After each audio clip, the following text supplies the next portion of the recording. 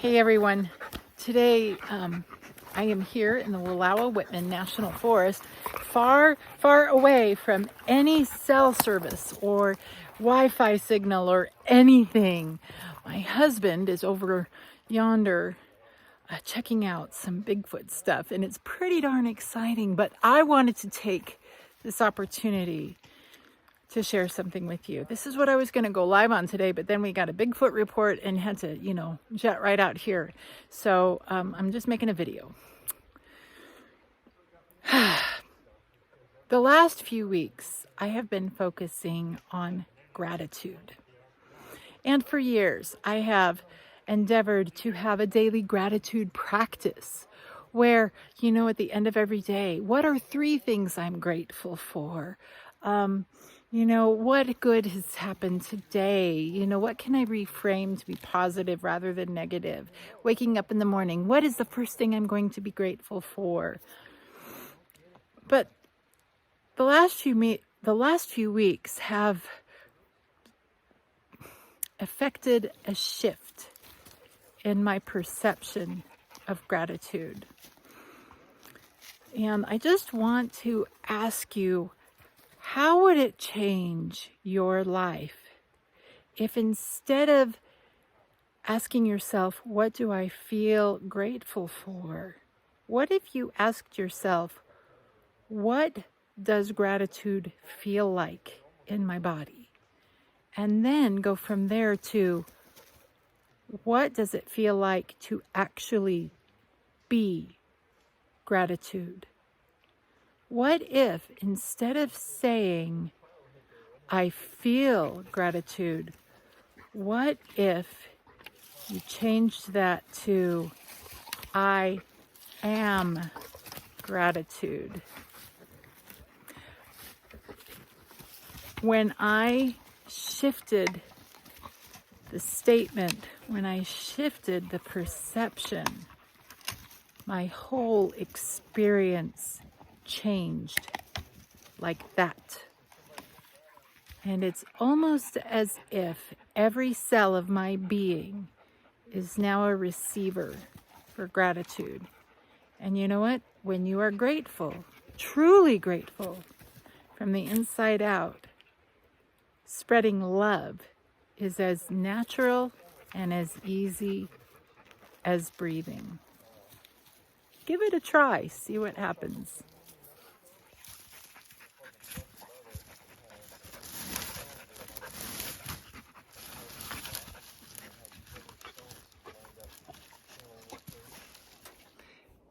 And it looks like it was a wonderfully rosy day in the Wallowa-Whitman National Forest. But something really, really scary happened. I took Daisy down to the creek for a drink.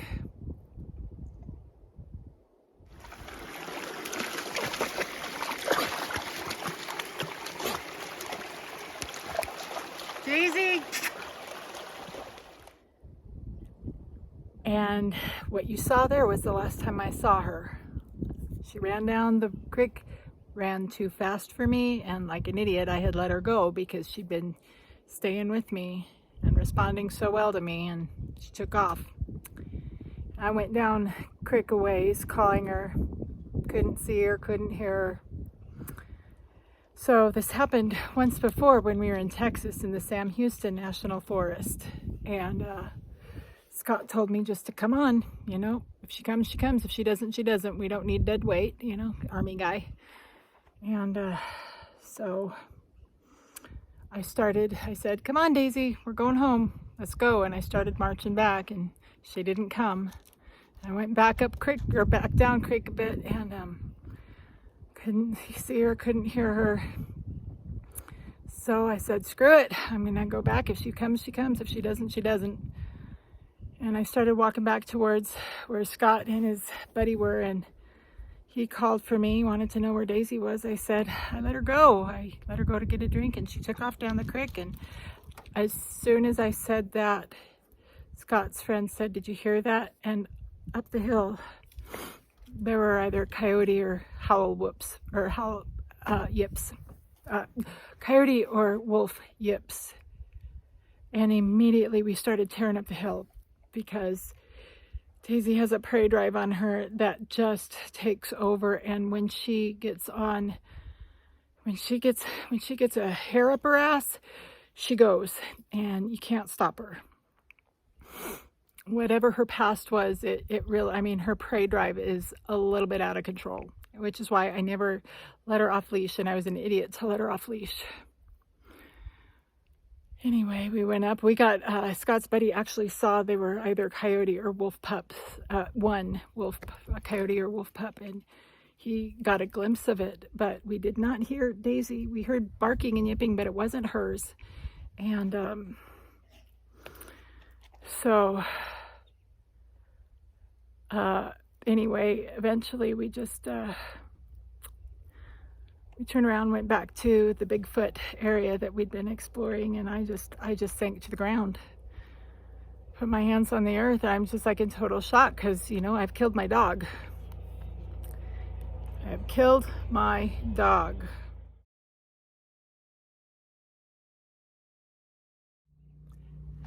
And in those moments where I was on the ground, and I had my palms flat down on the ground, and I was like, in that moment, it's like, wow, so much for, I am gratitude. So much for I am gratitude, so much for everything changed just like that. Look at me, I let my dog go. And honestly, I'll be quite honest, as I was sitting there on the ground, hands in the dirt, I came as close to praying to the dirt as I think I've ever prayed before. And it's like, you know what? We're all connected, and I'm connected to my dog. And if she's alive and she's out there, she's coming now. When I was, I think, 11 years old, we had a little dog named Ladybug. She was brand new. She was a Corgi Terrier mix, and we'd had her for like 3 days. Our dog Patches had just died, and of course, as kids, we were bereft. And my mom had gone out to the country farm store, and they had these Corgi mix puppies for sale, and she bought one and brought her home for us, and we were so excited. And I am a total pet freak, and so I was having the time of my life. 11-year-old Hannah, cuddling the dog and playing with the puppy, and just, you know, yay. And this was on a Sunday afternoon. We'd come home from church and had lunch, and now that lunch was over, I got to go play with the dog. And I remember having her in my arms, and I was going to take her out to the backyard. And our house had 4 steps down into the yard, 4 concrete steps. And just as I stepped outside, Ladybug wriggled. She wriggled her way out of my arms, bounced down the steps on her back, and landed on the ground. And I screamed loud. It was like who was the scream? It was like a Jamie Lee Curtis scream. Hey, I've got Jamie Lee Curtis hair. And it was like a Jamie Lee Curtis scream.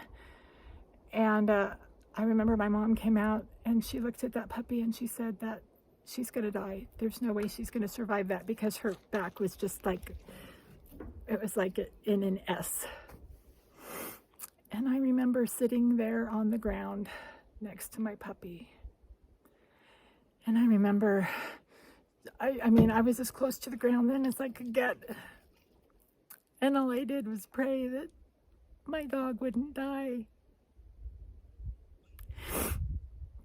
This is the heart of an 11-year-old, you know. I don't know how long I was there. It could have been hours. And I remember at one point, my mom came out and she said, Hannah, you need to come in. Just leave her be. And I said, no, I'm not. I am going to stay here. And she's either going to live or I'm going to stay here while she dies. And shortly after that, it was a cloudy day. I remember it was very overcast. It wasn't cold, but it was overcast. And shortly after that, the clouds parted and this ray of sunshine came streaming down and hit my dog, hit Ladybug. And that puppy stood up and she walked over and she climbed into my lap.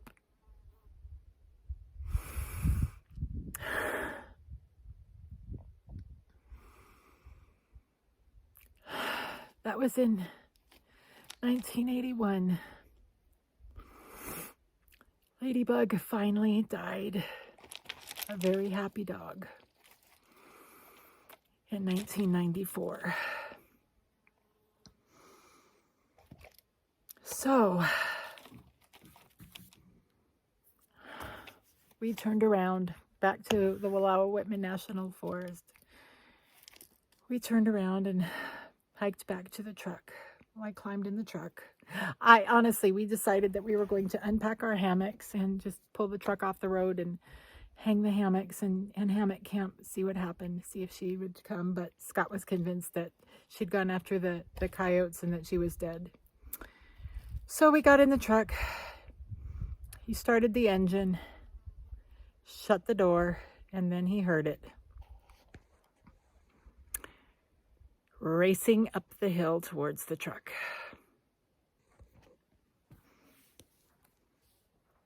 Daisy is watching something.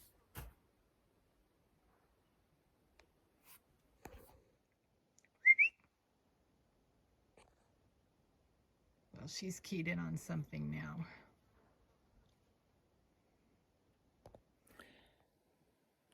Yeah, Daisy followed us out of the forest. Just like my gut told me she would when I started trekking out the first time. With that said, today's been a huge reminder. Yes, I am gratitude.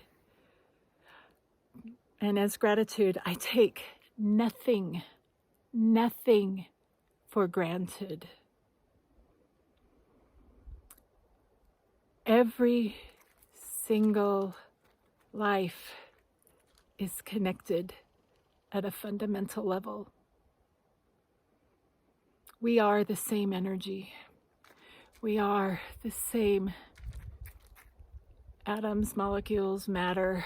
We're made of the same stuff.